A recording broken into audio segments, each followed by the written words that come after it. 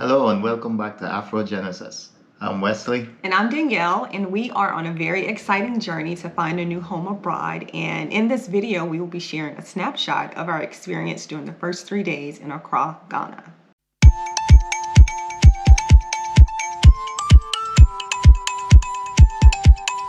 So let's talk about day one on the ground in Accra. After an 11.5-hour flight, I'm sure at this point you are ready to check into your hotel room, grab a bite to eat, and relax a little. So what was that experience like on day one? It was very welcoming and, a lot of friendly faces, a lot of smiling faces. The ride didn't take maybe about 20 minutes from the airport. And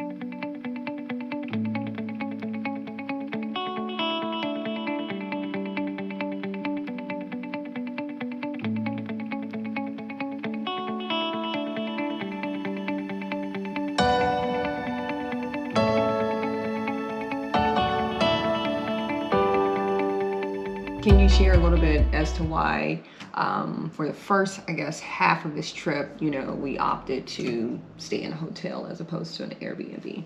some of the feedback we got from individuals who were booking Airbnb is that, you want to be careful. You want to make sure you read the reviews, make sure it's a legitimate Airbnb stay with, maybe over 50 reviews if you can. You're checking in, want to make sure that the host is going to be available for you. Checking is going to be a breeze.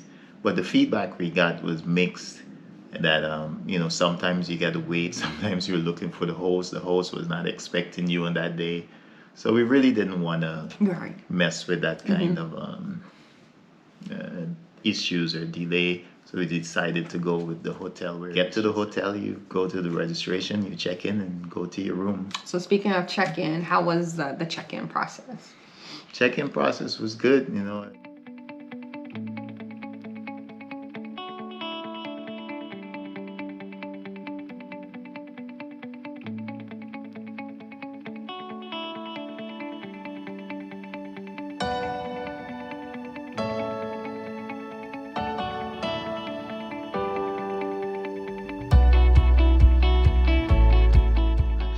So how was the currency exchange? They have two different rates. A rate for the lower bills, so $20 and $50 or less, and a different rate for $100. In the US, you want to walk with the $100 bills, right? Because then you get the higher rate. In terms of getting around Accra, what was your experience like navigating the local area? Yeah, so the cost for the private car that the doorman, concierge / guide from the front desk provided was very affordable.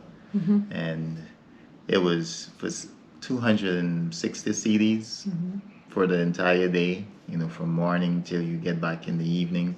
Ghana reopened its borders to international travel in early September, and under its reopening plan, the national tourist sites and attractions are open. And so you had the opportunity to visit a couple of the sites during the first few days. And what was that experience like? I can imagine, due to COVID, that, it was not as crowded as it would normally be. Yeah, so our second day out, we went to Independence Square.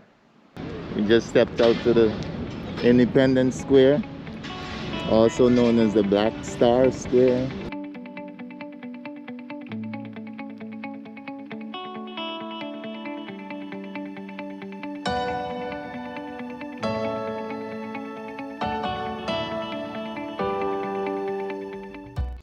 Now on to the Ghanaian food. This is one of the many cultural aspects that I look forward to experiencing. What were some of your favorite Ghanaian foods?